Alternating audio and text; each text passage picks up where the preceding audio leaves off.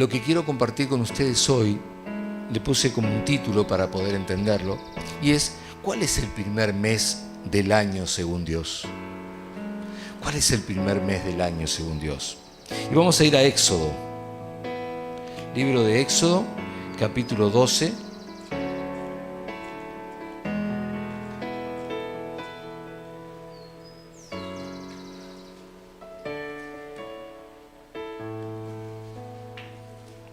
Y en el versículo 1, si usted quiere honrar la palabra de Dios, póngase de pie.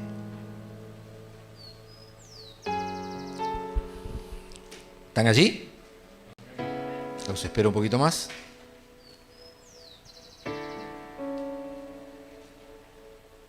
No todos tienen su teléfono con su Biblia tan rápida, así que hay que... Los que nos gusta todavía el libro, andamos hoja para acá, hoja para allá, dos para acá, me pasé dos, vuelvo para atrás, y así hasta que llego. Bueno, ¿estamos allí en Éxodo? Dice así: mientras los israelitas todavía estaban en tierra de Egipto, el Señor dio las siguientes instrucciones a Moisés y a Aarón. A partir de ahora, este mes será el primer mes del año para ustedes. Anuncien a toda la comunidad de Israel que el 10º día de este mes, cada familia deberá seleccionar un cordero o un cabrito para hacer un sacrificio, un animal por cada casa. Amén y amén. Tome asiento, por favor. Como no tengo tiempo para darle toda la explicación leída, leerle toda la explicación de la Biblia, voy a tratar de ponerlos en contexto. Acá lo que dice es que ellos estaban en el mes de Nisán y que ese mes de Nisán sería el primer mes del año, calendario bíblico. Es decir, ellos tenían un calendario que comenzaba en el mes de Tisri. Ese era el primer mes del año para los judíos, el mes de Tisri. Ese primer mes era el calendario hebreo conocido y el cual se los llevaban. Pero tenía que ver con la supuesta creación del mundo. Es decir, ellos decían que ese mes, X años, porque dependía de qué año estuviéramos, había Dios creado el mundo. Pero viene Dios y le dice: para mí el año comienza diferente a como ustedes lo han considerado. Y dice: a partir de hoy, este mes será el primer mes del año. Pero Nisán, que significa el retoño, es el 7º mes del año, no el primero. Tisri es el primero, Nisán es el 7º. Y Dios les hace cambiar y dice: a partir de ahora, el primer mes del año será Nisán. Hay un cambio que Dios provoca y los lleva a hacerlo con una intención. Y la intención era que cambiarle esa fecha, porque en ese mes ellos iban a celebrar, o era el mes en que podían recordar cuando ellos salieron de la esclavitud de Egipto. Dios le dijo: yo no quiero que ustedes más o menos piensen en cuándo yo creé el mundo, sino que ustedes sepan cuándo yo los hice libres. Amén. Entonces le dice: vamos a celebrar el año a partir del momento que ustedes sean libres, o a partir del momento que ustedes fueron libres. Entonces, en el mismo instante en que ellos comprendieron qué era lo que Dios realmente quería, comenzaron a celebrar el año nuevo para ellos a partir de la fecha en que Dios lo establece. Y Dios lo establece a partir de un proceso, una etapa que se cierra y comienza otra. ¿Cuál era esa etapa? Bueno, la etapa era que ellos venían siendo esclavos y ahora pasaron a ser libres. Lo que Dios estaba poniendo no era una fecha al azar, era un evento muy especial y sobre todo para Él, porque lo que Dios busca es que seamos libres, que seamos libres. Pero el hombre, por lo general, lo que busca es esclavizarse. Se esclaviza solo detrás de cualquier cosa. Detrás de cualquier cosa. Siempre encuentra algo para qué esclavizarse. Mire a su alrededor y comience a preguntarse o a pensar cuántas cosas realmente el hombre se busca para esclavizarse. Todas las cosas son buenas si las usamos como debemos usarlas. Pero si no las usamos como debemos usarlas, ¿qué pasa? Terminamos esclavos de ellas. Ese aparatito chiquitito que todos tenemos, yo tengo acá, es maravilloso. Pero a menos que nosotros lo usemos correctamente, terminamos esclavos de ello. ¿Por qué terminamos esclavos? Porque nosotros mismos buscamos esclavizarnos. No estamos buscando la libertad. El pueblo de Israel salió de Egipto, caminó un poco en el desierto y ¿qué dijo?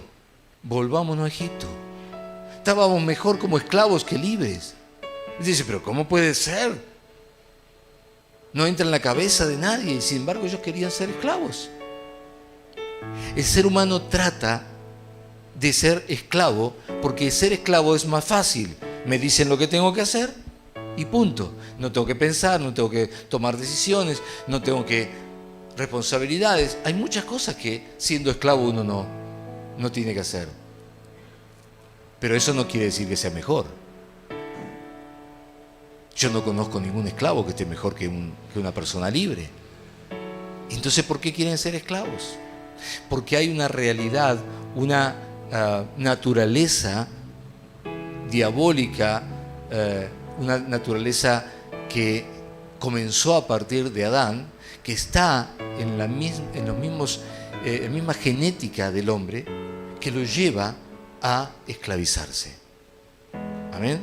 Entonces Dios hace una muy fuerte jugada, si usted lo quiere ver así, o una movida muy fuerte, donde les dice, ustedes van a celebrar un comienzo de año a partir del evento principal hasta ese momento, que era cuando yo los hice libres. Pero por supuesto usted sabe que todo lo que el Antiguo Testamento nos muestra tiene que ver con el Nuevo Testamento, lo que nosotros vamos a vivir. ¿Está bien? Entonces, el punto es que Dios estaba cambiando todo eso con la intención de que ellos fijaran sus pensamientos en lo que a Dios le interesaba, que era la libertad de su pueblo, y no una creación que no tenían ni idea de cuándo había sido. Yo quiero decirte que si realmente te interesa saber cuándo Dios comienza el año nuevo para tu vida, eso va a suceder en el mismo momento en que tú sales de la esclavitud. Y tú dirás, pero yo soy libre, pastor. ¿De qué esclavitud me está hablando? Te estoy hablando de la esclavitud del pecado, de las ataduras, de las raíces de amargura, del resentimiento, de la envidia, del enojo, de todas cosas que te esclavizan y que tienes que salir. ¿O soy yo el único que se enoja? Ah, no, pensé que era yo el único que se enojaba. Entonces, Dios lo que procura es que nosotros podamos salir de allí. Y Dios les dice cómo celebrar ese nuevo año, cómo llegar a celebrar ese nuevo año, cómo es el proceso de llegar a ese nuevo año. Les dice cómo. Y eso nos va a permitir a nosotros también, saber cómo llegar al nuevo año. Dice, pero ya empezamos, pastor. Usted dijo que este era el primer servicio del año. Yo te estoy hablando del nuevo año espiritual. Sí, claro, pasamos por el fin de año calendario, comenzamos el primer año calendario, pero todavía no empezamos el nuevo año espiritual. Lo primero que le dice es, deberán a los 10 días del mes seleccionar un cordero, es decir, lo que sería para ellos el cordero pascual. ¿Qué es el cordero pascual? Es un sacrificio. Es un sacrificio. Es decir, a los 10 días, no el primer día, a los 10 días, es decir, el mes de Nisan era el primer mes, pero recién a los 10 días ellos iban a hacer esto. No el primer día. ¿Me va siguiendo? Entonces, a los 10 días ellos iban a tener que preparar un sacrificio. Lo segundo es que Dios los manda a que a partir de ese momento ellos llevaran adelante una semana de preparación de sus vidas, familias, hogares. Es decir, limpiar y purificar su casa, sacar toda la levadura que estaba de más. ¿Alguno puede reconocer que hay levadura en su casa, en su corazón? ¿Verdad? Hay levaduras, ¿no? Que están ya haciendo un globo que no tiene sentido y que no es nuestra realidad. Tenemos que sacar la levadura, la vieja levadura. Hay que sacarla, hay que limpiarla. No puedo seguir hablando de lo que el año pasado, el año no sé qué, se terminó. Eso es vieja levadura. Tengo que limpiarla. ¿Cómo hago? Bueno, tenemos que purificar nuestro corazón, nuestra casa, nuestra familia, nuestra propia vida. Eso es lo que ellos hacían.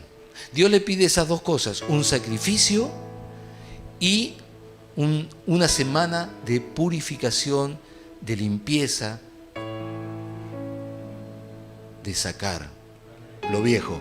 Y no es lo mismo que a los viejos. No se me hagan los vivos, que a veces me aparezco en la calle yo todavía. Solo las cosas viejas, ¿está bien? Eran días para ellos de penitencia, en los cuales, y según la antigua tradición, Dios sopesaba, es decir, juzgaba, como si fuera en una balanza, las virtudes y los pecados de cada uno de ellos, con el propósito de escribirlos o no en el libro de la vida. ¿Cuántos alguna vez dijeron, Señor, escribe mi nombre en el libro de la vida? Lo hicieron, ¿verdad? ¿Cuándo fue eso? Cuando aceptaron a Jesús como su Señor y Salvador, amén. ¿Y usted sabe lo que es el libro de la vida? No saben lo que es el libro de la vida. Lo dijeron, pero no tienen idea por qué lo dijeron. Debe haber un libro, por si acaso, que me anoten, dijo. Ese libro de la vida es el libro que el Señor va a abrir y leer en aquel día. Lo puede leer eso en el libro de Apocalipsis. Y los que estén escritos en ese libro van a pasar a tener vida eterna. Los que no estén escritos en ese libro, lo lamento mucho. ¿Me explico? Es decir, si no estás escrito, tu nombre no está escrito en ese libro, el Señor no te va a reconocer y no vas a poder entrar a su reposo. Entonces, ellos entendían que en esos días Dios iba a estar juzgando las acciones de cada uno. Y a unos los iba a escribir y a los otros no. Así que imagínense, entendiendo ellos claramente esto, lo que procuraban en esa semana prepararse, porque luego venía el juicio de estar o no estar en ese libro. Así que se esforzaban muchísimo, rebuscaban y mandaban a los chicos a buscar por todo rincón que no hubiese una gota de levadura entre esas cosas, pero también buscaban y rebuscaban en sus corazones qué cosas no tenían que estar. En este tiempo los judíos aún lo siguen haciendo. Aún lo siguen haciendo. Luego de Ay, se me fue.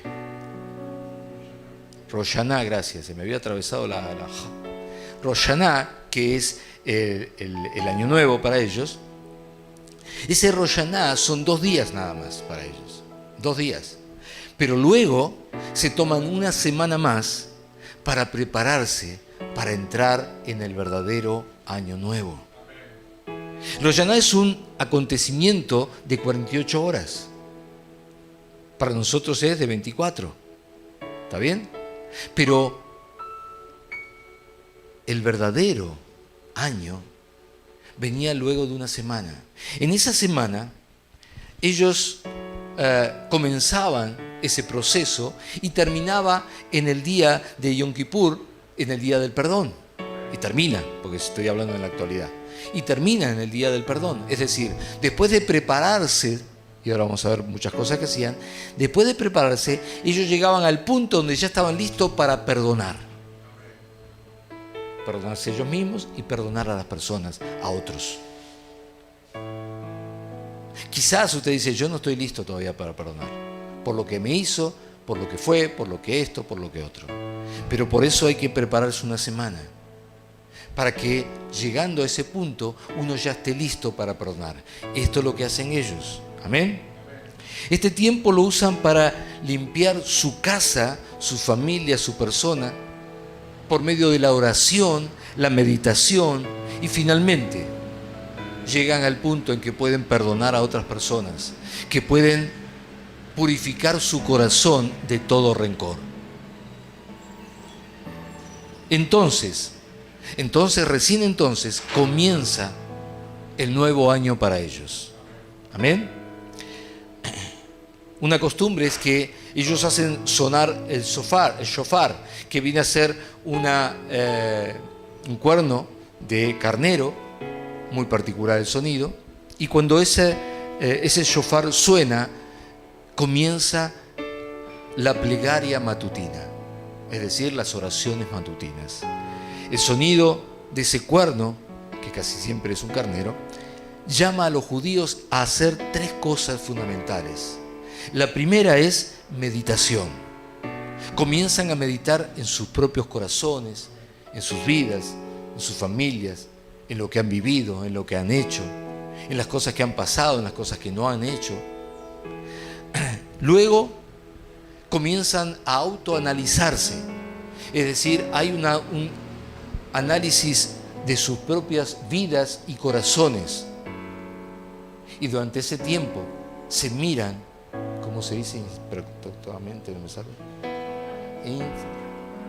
Introspectivamente, gracias. Ese es el tiempo, ellos se lo toman para eso. Y luego deciden retornar al camino de justicia. Es decir, viendo las cosas que no hicieron rectamente, que no hicieron justamente, deciden retornar a ese camino. Ese es el tiempo en esa semana, o es en lo que usan el tiempo en esa semana. Lo dedican a eso, para entonces luego sí poder llegar a perdonar. Es el primer día de la introspección. ¿Cómo me salió? Es de un balance que ellos hacen de sus propios actos y de las acciones que realizaron durante todo ese año. Ellos comienzan orando y terminan luego en el Yom Kippur, el día del perdón. Porque han llegado a un punto en que se dan cuenta que si Dios puede perdonarlos a ellos en todo lo que se equivocaron, ¿cómo ellos no van a poder perdonar a otros? Amén. Entonces, una semana para poder llegar a la conclusión de que no somos especiales, ni maravillosos, ni muy diferentes a los demás. Los demás también se equivocan y tenemos nosotros que perdonar. Por eso Jesús dijo, perdónalos. Por eso Jesús en el famoso Padre Nuestro dice, ¿cómo dice?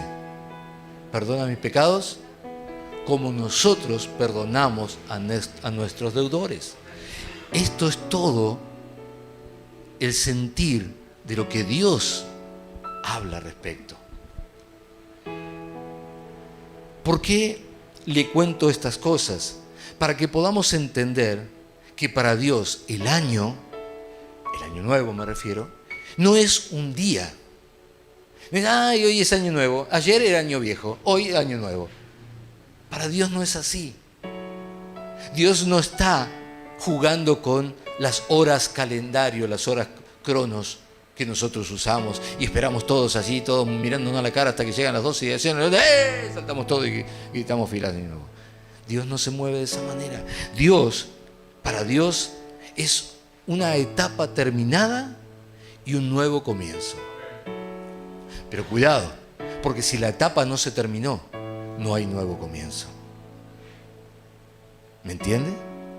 Dios espera que nosotros terminemos la etapa que Él nos propuso, vamos a ponerlo así, después le explico un poco más, que Él nos propuso al principio del año. Él nos propuso algo, es decir, puso un propósito para ese año. Y hasta que nosotros no cerremos esa etapa, no hay nuevo comienzo. Así es Dios en cuanto al año. Para nosotros es un año calendario, ya está. Y entonces salimos a mirar cómo tiran cohetes y todas esas cosas. Pero para Dios no. Para Dios es una etapa terminada cuando realmente se terminó todo lo que tenía que ver con lo de ese año. Y ahora comienza nuevo. Se debe entonces terminar la etapa de lo que Dios nos mandó a hacer el año anterior, de lo que Dios nos propuso hacer y hacerlo a la manera de Dios.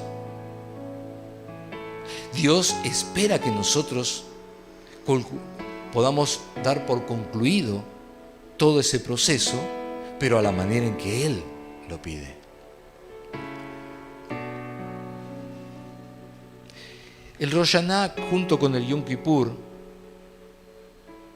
forman en la tradición judía una unidad, es decir, un momento donde Elohim, Dios, juzga al mundo y también donde Dios decreta lo que sucederá en el transcurso del nuevo año.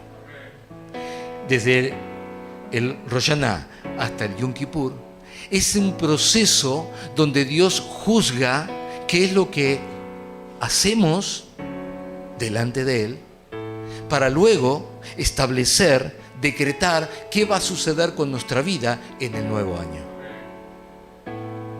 ¿Va entendiendo la importancia de esa semana? Que no es cualquier semana. Determina lo que vamos a vivir el año siguiente. Por eso es tan importante para ellos. Y ahora vamos a entender que también lo es para nosotros.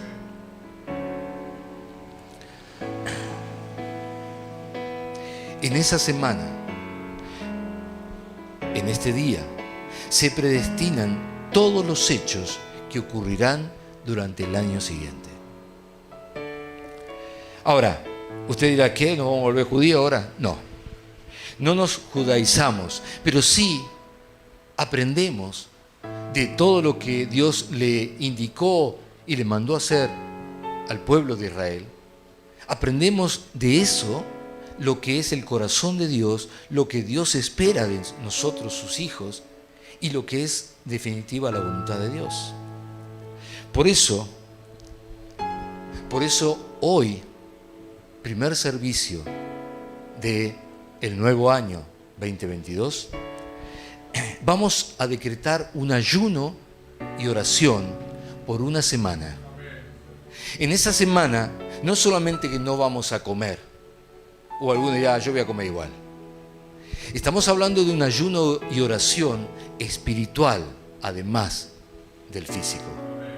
Vamos a decretar una semana donde vamos a estar preparándonos para llegar el día 9, que será donde el Señor nos dé la palabra para el año.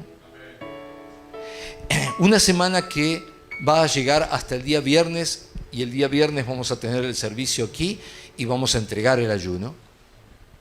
Y nos vamos a estar entonces preparando.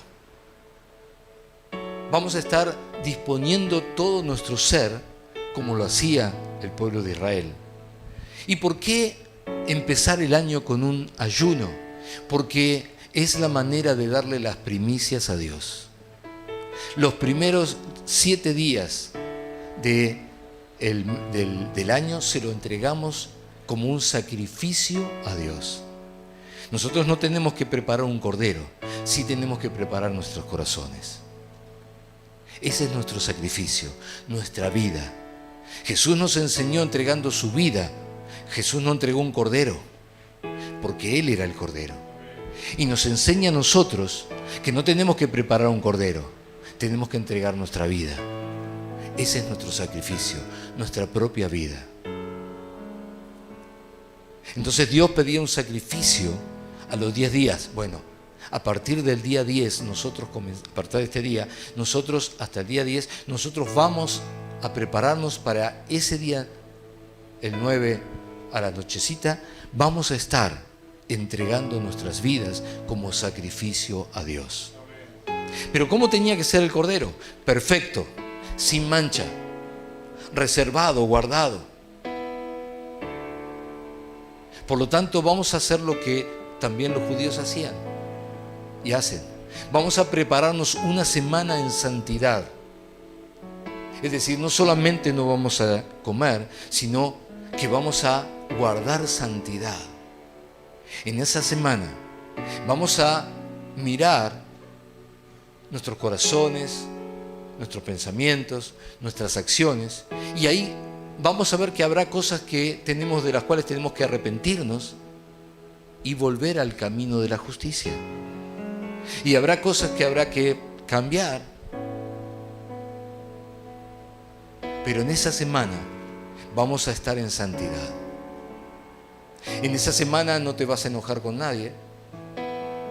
En esa semana tu carácter va a tener que quedar a un costado, entregárselo a Dios. Y vas a tener que ser el reflejo de Cristo. En esa semana vas a preparar tu año. ¿Cómo quieres que sea tu año? En esa semana te vas a preparar para que Dios, viéndote, diga: yo quiero bendecir este sacrificio. Yo quiero bendecir este sacrificio. Entonces en esa semana nos vamos a preparar de tal manera de saber que el día 9, cuando vengamos, la bendición de Dios vendrá sobre nuestras vidas, porque estaremos listos para recibirla. Amén. Para algunos será un sacrificio muy grande.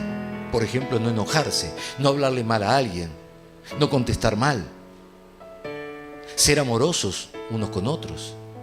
¿Qué dijo Jesús? Amaos los unos a los otros. No estoy cambiando nada de lo que Jesús nos mandó a hacer. Solo lo estoy poniendo en un orden para que entendamos por qué algunos tuvieron un año maravilloso y otros tuvieron un año muy malo. ¿Me va entendiendo? Entonces, yo no quiero que nadie tenga un año malo. Quiero que todos reciban la bendición para que este año que estamos comenzando sea el mejor de toda su vida. Y por eso les estoy enseñando esto. Amén. Vamos en este tiempo entonces a prepararnos para empezar el año, de acuerdo a la manera en que Dios nos pide que lo hagamos. Nos vamos a santificar, nos vamos a consagrar, y vamos a consagrar, por supuesto, el año, para esperar de Dios la bendición de todo nuestro año. Dios no se rige por calendarios humanos, pero sí por etapas que Él mismo establece y fija con propósitos. Y quizás todavía te queda, quizás todavía te resta limpiar algunas cosas, terminar algunas cosas del año pasado. Por lo tanto, todavía no comenzaste el nuevo año para Dios. Todavía estás en el año 2021 para Dios. Para nosotros entonces, si lo hacemos como estamos recibiendo de parte de Dios esta palabra, si lo hacemos de esta manera, entonces para nosotros el año comenzará el día después del servicio en el monte. Porque ese día le vamos a consagrar nuestro sacrificio, nuestro tiempo de santidad. Vamos a venir ese día a consagrar nuestro año. Dios lo tomará y si lo hicimos como Dios lo quiso, Él nos dirá: ahora comienza un nuevo año, una nueva etapa, un nuevo comienzo para tu vida. Y será bendecido, bendito, porque yo lo voy a bendecir. Amén. Esto es lo que va a suceder el 9 en el monte. Amén.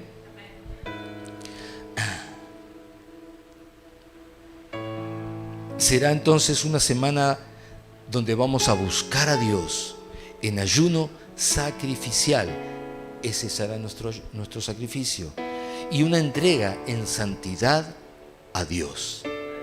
En santidad a Dios. Así que si sueles usar palabras que no debes usar, esa semana bórralas de tu boca. Si sueles decir cosas que no tienes que decir, esa semana sácalas. Es una semana que vas a tener que buscar la santidad. Amén. ¿Qué va a producir esto en nosotros? Porque todo tiene que tener un propósito. ¿Qué es lo que va a producir esto en nosotros? Bueno, va a hacer que nosotros podamos prepararnos para una gran victoria en el nuevo año. Una gran victoria nueva. ¿Por qué digo esto? Muy simple. La manera de vencer al diablo en este año que comienza, escúchelo porque le estoy por dar una llave, dirían algunos, una clave, dirían otros. La manera de vencer al diablo en este año que comienza no va a ser haciendo guerra. No, pero pastor, la Biblia dice que tenemos que hacer guerra. Sí, pero este año no va a ser haciendo guerra. La manera de vencerlo va a ser mediante la santidad. Mediante la santidad. Una santidad profunda y comenzar el año buscándola y consagrándonos. Pues esto lo que hace es que todas las armas del enemigo pierdan, se debiliten y pierdan toda posibilidad contra nosotros. ¿Quiere verlo cómo funciona? Delante de Jesús, el enemigo confió plenamente en su arma más poderosa. ¿Saben cuál es el arma más poderosa del diablo? La tentación. Porque la tentación es lo que tú quieres. La tentación es ofrecerte lo que tú quieres, aunque sabes que no te conviene. El diablo usa nuestras concupiscencias, dice la palabra de Dios, ¿verdad? ¿Qué es una concupiscencia? Lo que la carne quiere, aunque Dios te diga que no te conviene. Entonces viene a ofrecerte lo que la carne quiere. ¿Qué querés? Y te tienta con eso. Sin embargo, paralelo a esto, el diablo vino con su arma más poderosa, seguro de que iba a poder lograr tentar a Jesús. Lo que no contaba el diablo es que Jesús estaba en santidad completa y absoluta. Y la santidad es más poderosa que la tentación. Y entonces esa santidad destruyó el arma que el diablo estaba usando con Jesús. Y no pudo con él. Jesús no tuvo que hacer guerra contra el diablo en el desierto. Tuvo que mantenerse en santidad. ¿Usted quiere vencer al diablo? Pues manténgase en santidad. Y este año vamos a vencer al diablo mediante nuestra santidad, no solamente la guerra. Amén.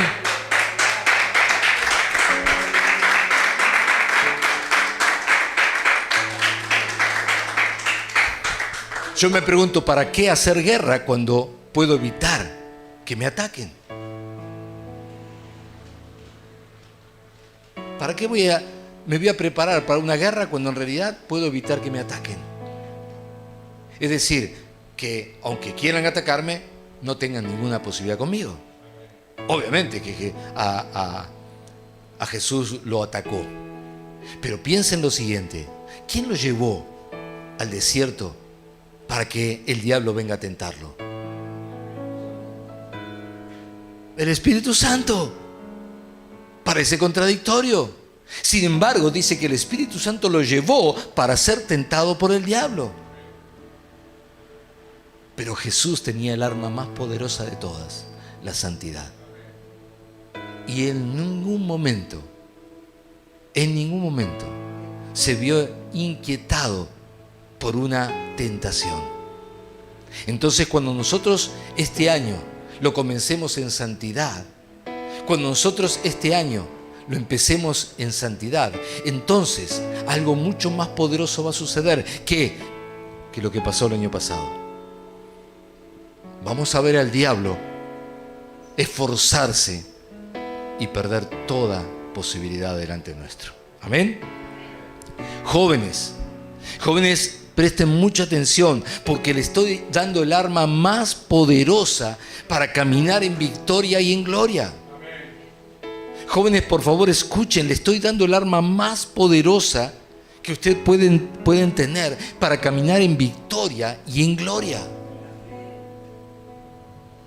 Para triunfar y ser exitoso en todo lo que emprendan. ¿Saben cuál es? 1 Pedro 1:14. Como hijos obedientes, no os conforméis a los deseos que antes tenías estando en vuestra ignorancia, sino como aquel que os llamó es santo, sed también vosotros santos en toda vuestra manera de vivir. Acá no dice ser santos como Dios nos hizo por medio de Jesús santos. Acá dice en la manera de vivir. Eso es santidad. Eso es santidad. Entonces, este año no vamos a vencer al diablo con guerra espiritual. Lo vamos a vencer en santidad. Su arma más poderosa, que es la tentación, no va a tener ningún efecto sobre nuestras vidas, porque vamos a estar caminando en santidad. Como dice aquí, nuestra manera de vivir será en santidad. Y cuando el diablo quiera venir a tentarnos, va a decir: con eso a mí ni me mosqueas. Jesús le dijo: mirá, ofrece lo que quieras, a mí no me mosqueas con eso. Jesús se mantuvo en santidad y el diablo tuvo que irse. Si este año te mantienes en santidad, el diablo va a tener que irse. Amén.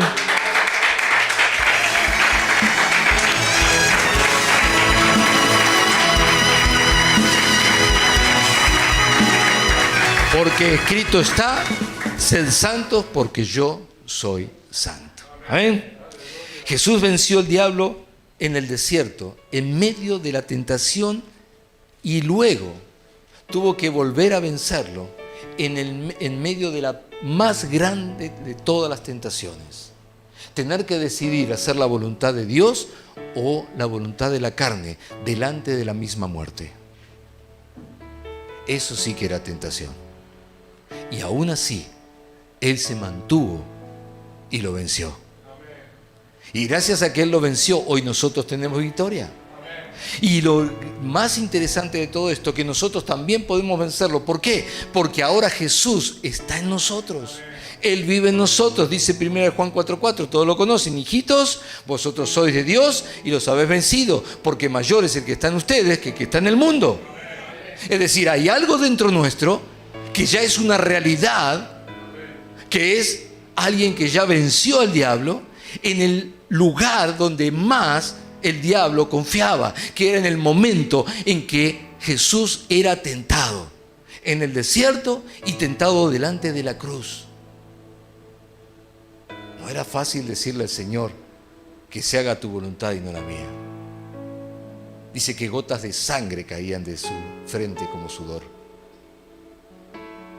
Sin embargo, se mantuvo en eso. ¿Y cuál fue el resultado? Una victoria total, contundente y aplastante. Jesús resucitó de los muertos, hundió al diablo, lo expuso y hoy nosotros tenemos victoria. Amén.